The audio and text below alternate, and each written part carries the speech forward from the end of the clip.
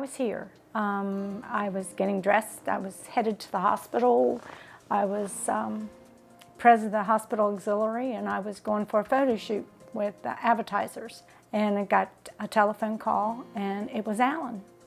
And Alan said, "Mom, I wanted to let you know I'm all right." And I said to him, "Why wouldn't you be all right?" And he said, "Haven't you heard? An airplane's hit the World Trade Center." He said, "Turn on the TV." Well, the TV's always on in this house, but the news hadn't started to cover it. But while we were talking, the news started to cover it. He went through a series of questions trying to validate whether it was his building or not his building. And I affirmed him at the time it wasn't his building by the fact that he asked, "Is there an antenna on top of the building?" I said, "No." And he said, "Well, then that's not my building."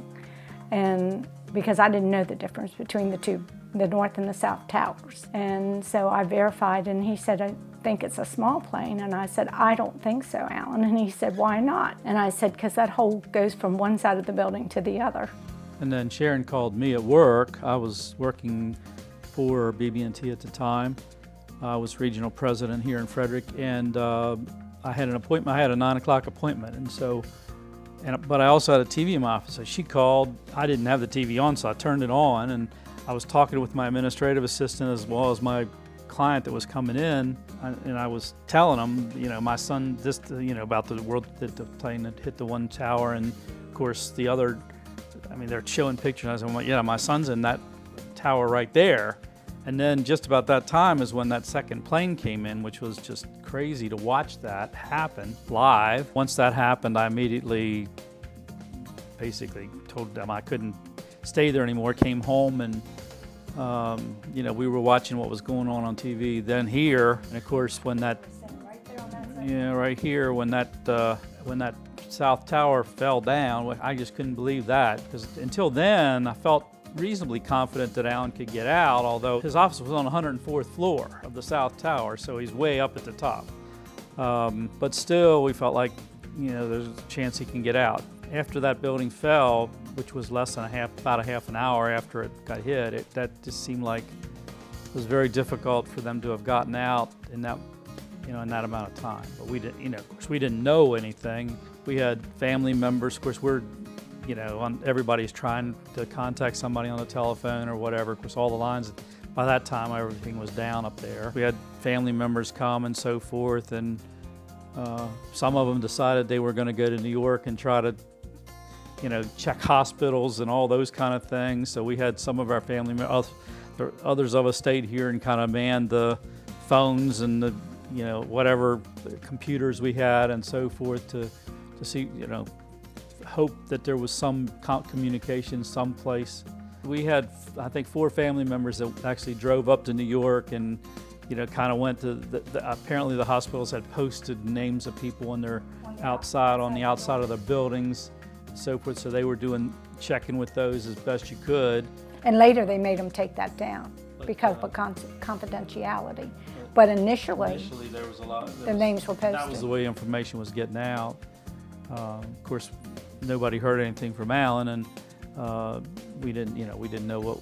Well, and his car was missing. And his car was missing from his apartment complex, and most of the time he went to school. I went to work on the PATH train and on the trains to get under.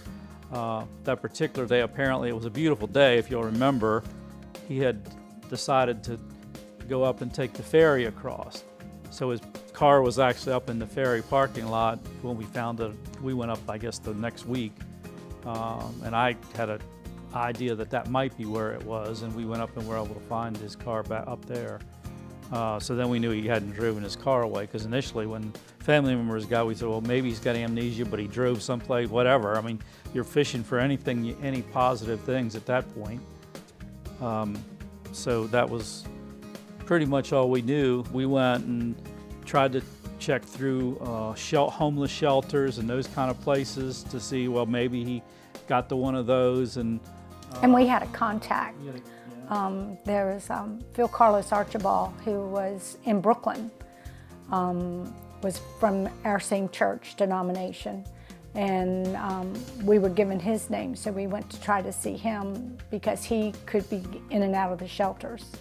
And he was able to check to see if Alan was there. But then we hired a private Hired investigator. a private investigator to search after that, just to see if they could find any information, any details. And I guess it was about 6 weeks after 9/11 that we got back some ID from his wallet, things that he carried. Well, the first ID that came back was his pass to go up and down in his building. And later, the inside of his wallet, his IDs, driver's license, things like that came back. But initially, the very first thing that came back, you had to have a pass to go up and down. That came back. I guess a state policeman came here to the house about a year later, a little less than a year after 9/11. I think it was late August of the next year, and said that they had found a small bone.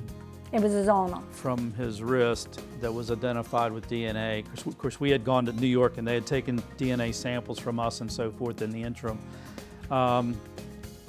So that was the first, and then over the next year or two,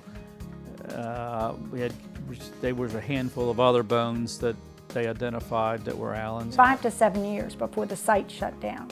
And then after that shut down, that's when we said we would bury the remains. We did not want to bury any remains and be opening up a coffin and putting it back down and things like that now.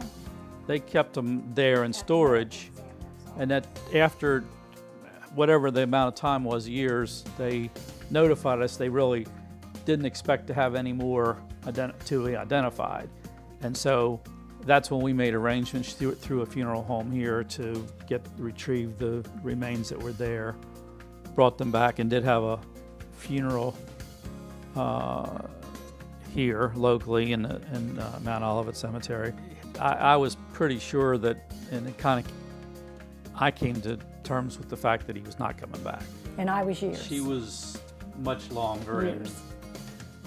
Any little thing that came, even a minute possibility, I grasped onto it. A request had come in. There was an idea of building a homeless shelter, a permanent homeless shelter here in Frederick, that the Religious Coalition had started. The seeds were out. Once they kind of had that naming gift, the ball just rolled on, and it helped to get the shelter built. We thought it was a good way to honor Alan, and at the same time a good thing for the community, and so it's worked out. Of course, we loved our son. We miss him. We know he's in a better place, even though it hurts our hearts. We grieve for him, and we miss him here on the earth, but we are absolutely convinced that he's in a better place. And whether he's looking down on this interview or whatever, I don't know about that, but I know that he's fine, and at some point in the future we'll see him again.